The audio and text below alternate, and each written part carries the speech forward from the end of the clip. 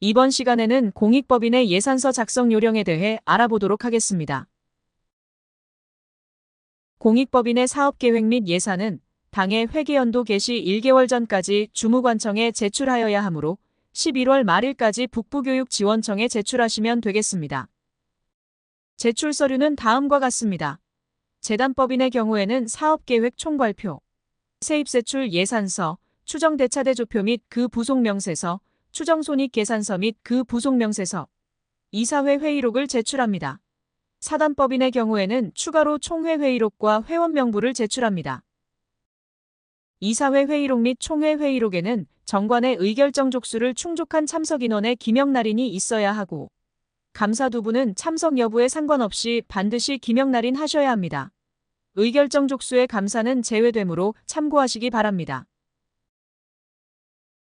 공익법인의 예산은 목적사업회계와 수익사업회계로 구분하여 편성하되 추정근거가 명료하게 산출된 추정대차대조표 및 추정손익계산서 등 예산재무제표에 입각하여 편성합니다.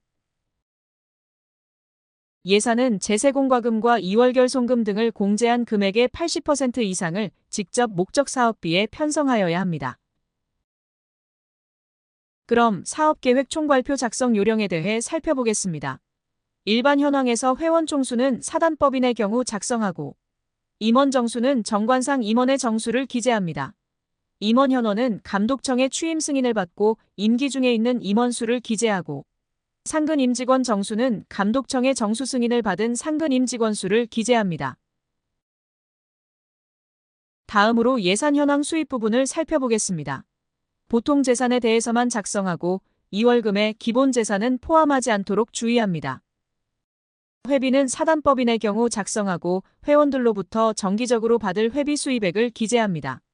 출연금은 목적사업기부와 재산증자기부로 나누어서 작성합니다. 목적사업기부는 목적사업에 사용하기 위해 받을 지정기부 금액을 기재하고 재산증자기부는 기본 재산증자를 위해 받을 기부 금액을 기재합니다. 수익사업 전입금은 승인받은 수익사업에서 발생한 이익금 중 목적사업에 전입할 금액을 기재합니다. 과실소득은 이자 수입, 주식배당금 등 법인 소유의 재산 운용으로 발생될 과실금액을 기재하고 예금이자, 주식배당, 부동산 임대, 기타로 구분하여 해당하는 항목에 기재합니다. 예금이자는 기본 재산이 현금인 경우 기본 재산에서 발생한 예금이자를, 주식배당은 기본 재산이 주식인 경우 그 배당금을, 부동산 임대는 기본 재산이 부동산인 경우 임대 수입을 기재합니다. 기타 수입은 법인이 취득할 수입 중 출연금, 수익사업 전입금, 과실소득을 제외한 나머지 수입을 항목별로 기재합니다. 전기 2월액은 목적사업 준비금, 2월 잉여금으로 구분하여 해당하는 항목에 기재합니다. 목적사업 준비금은 전년도 2월액 중 고유목적사업 준비금으로 설정한 금액을 기재하고 2월 잉여금은 전년도 2월액 중 고유목적사업 준비금을 제외한 금액을 기재합니다. 법인세 환급액은 전년도 원천 징수된 법인세 환급액을 기재합니다. 이번에는 예산 현황 지출 부분을 살펴보겠습니다. 지출 역시 보통 재산에 대해서만 작성하고 2월금에 기본 재산은 포함하지 않도록 주의합니다. 경상비는 인건비, 시설관리비, 운영비, 각종 세금으로 구분하여 해당하는 항목에 기재합니다.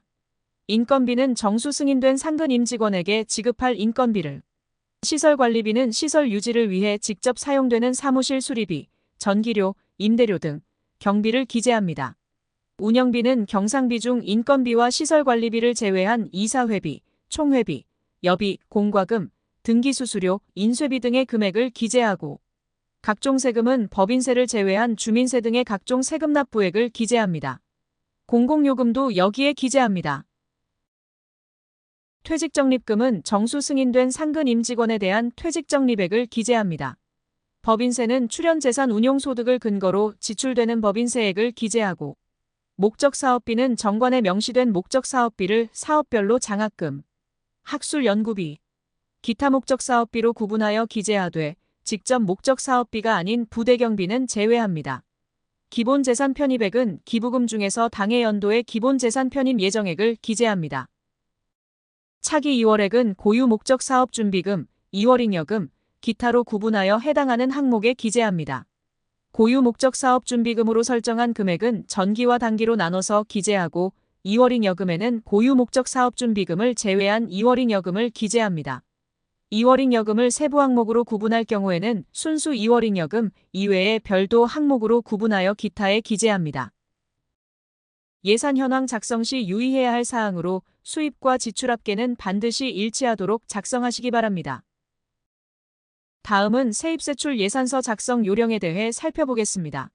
세입 예산서의 산출 기초에는 항목마다 소득이 발생하는 총 재산액에 대한 소득률 등을 기재합니다. 예를 들어 이자 수입의 경우에 기본 재산 2천만 원에 대한 이자율이 5%라고 가정했을 때 2천만 원 곱하기 5%는 100만 원이라고 산출 기초를 작성합니다. 또한 목적지정기 부금은 북부교육지원청의 사용 승인을 받은 후 예산에 편성하여 사용합니다. 세출 예산서의 산출 기초에는 항목마다 지출되는 금액과 인원 등을 기재합니다. 예를 들어 장학금 지급의 경우에 50만 원씩 10명에게 2회에 걸쳐 장학금을 지급한다면 50만 원 곱하기 10명 곱하기 2회는 1000만 원과 같이 작성합니다. 직접 목적 사업비는 제세공과금과 2월결 송금 등을 공제한 금액의 80% 이상을 편성하고 인건비 및 관리비 등을 포함하는 사무비는 직접 목적 사업비 계정과 명백히 구분하여 편성합니다.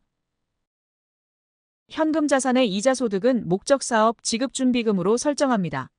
직접 목적 사업 대비 과다하게 운영비를 책정하지 않도록 하고 미승인 임원에 대한 보수는 지급하지 않도록 합니다.